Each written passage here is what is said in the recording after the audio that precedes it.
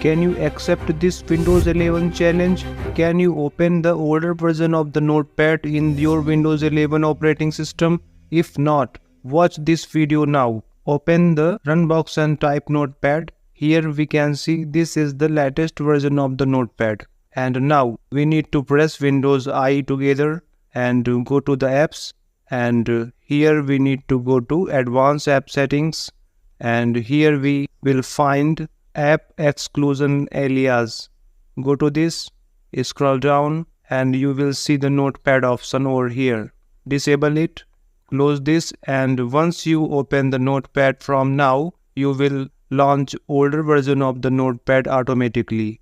You will see the launch button also here that will allow you to open it in the latest version. So if you found this video helpful, please don't forget to subscribe our YouTube channel. Your friend Anurag Pandey.